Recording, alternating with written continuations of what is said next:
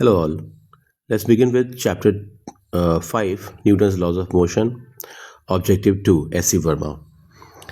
Uh, the question says a reference frame attached to the Earth. Okay, there are two kind of reference frames. One is inertial and one is non-inertial. So it's asking about is the reference frame attached to Earth an inertial frame or non-inertial frame? The option says is an inertial frame by definition.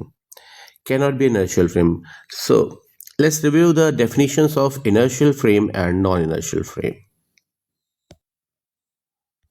Inertial frame. The absolute acceleration of inertial frame is zero. तो अगर किसी frame या object पर कोई भी force नहीं लग रहा है, जीरो फोर्स है, मतलब या तो वो कंप्लीटली रेस्ट में है या फिर जीरो एक्सेलरेशन है, मतलब कांस्टेंट वेलोसिटी से मूव कर रहा है, तो उसे हम इनर्शियल फ्रेम कह सकते हैं. तो आगे पढ़ते हैं.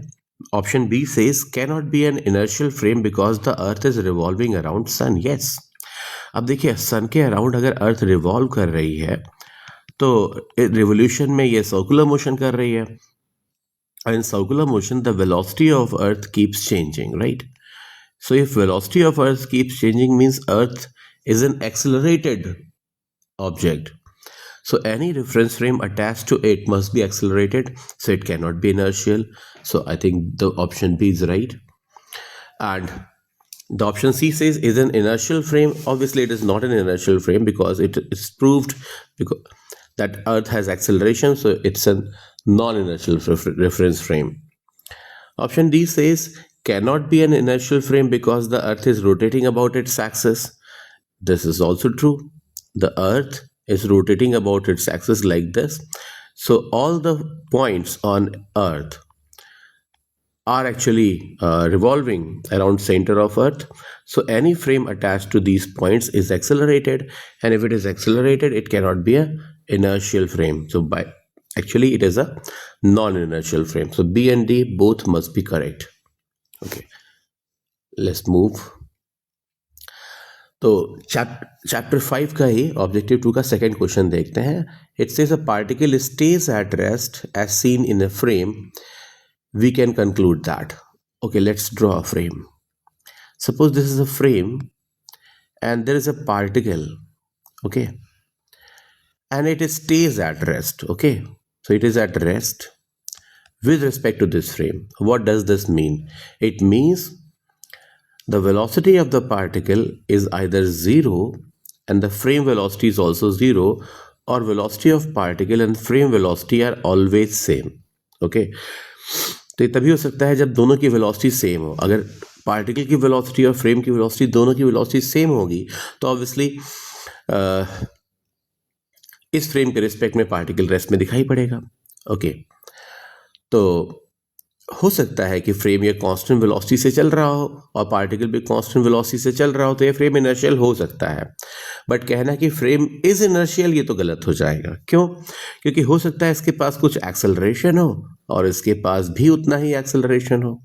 ऐसे केस में velocity of frame and particle हमेशा इक्वल रहेंगे, चाहे वो बढ़ रहे हों चाहे घट रहे हों, बट हमेशा इक्वल रहेंगे. और इन दैट केस ऑल्सो इस फ्रेम के रिस्पेक्ट में पार्टिकल हमेशा रेस्ट में दिखाई पड़ेगा. जैसे हम बस में बैठ जाए, अपने फेलो पैसेंजर को देखें तो जो वेलोसिटी उसकी है ग्राउंड फ्रेम में वही वेलोसिटी हमारी है. जो एक्सेलरेशन उसका है बस के एक्सेलरेट या रिटार्ड करने पर, वही एक्सेलरेशन रिटार्डेशन हमारा है. इसलिए हमें वो हमेशा रेस्ट में दिखाई पड़ता है. But we are accelerated frame. So can we conclude the resultant force on the particle is zero? Obviously no, because it may have some acceleration. C says the frame may be inertial but the resultant force on the particle is zero.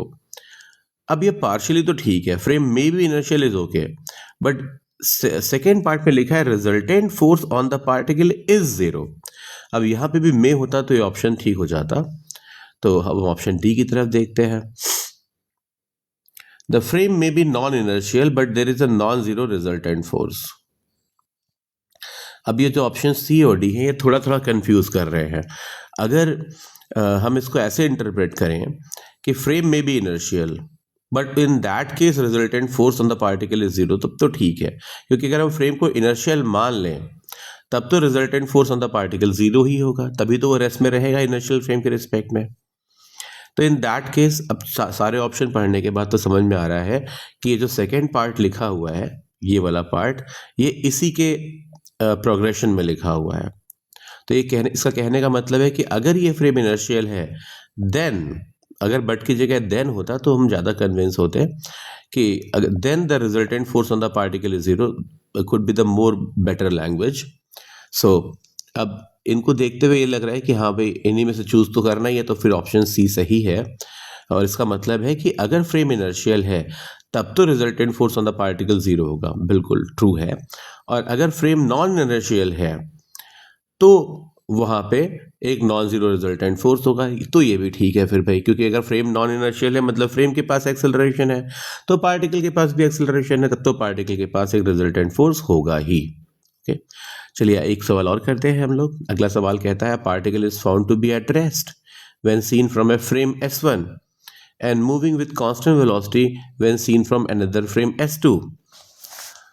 तो देखिए, एक frame के respect में particle rest में है, ये frame S1 है, और दूसरे फ्रेम के रिस्पेक्ट में S2 के रिस्पेक्ट में पार्टिकल कांस्टेंट वेलोसिटी से मूव कर रहा है। ओके, अब देखिए, mark out the possible options, both the frame are inertial.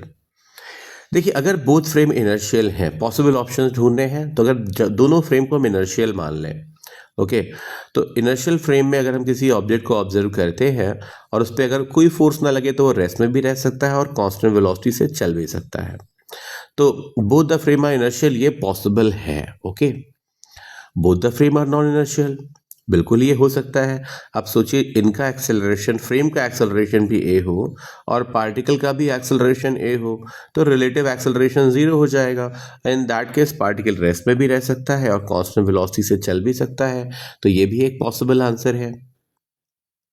अब आगे देखते हैं, S1 inertial, S2 non inertial.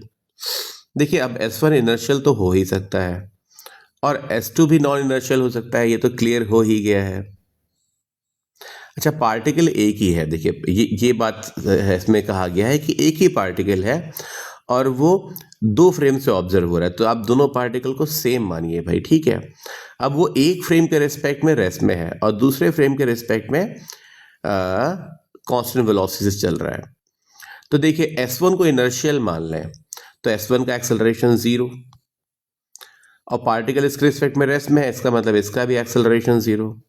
अब यहीं पे आ जाइए भाई, पार्टिकल का एक्सेलरेशन जीरो है। ओके, ठीक है, तो अगर हम S2 को नॉन इनर्शियल माने, मतलब उसमें एक्सेलरेशन को एज्यूम करें, तो ऐसे केस में अगर फ्रेम के पास एक्सेलरेशन है और पार्टिकल के पास नहीं, ये बात कॉन्ट्रडिक्ट कर जाती है।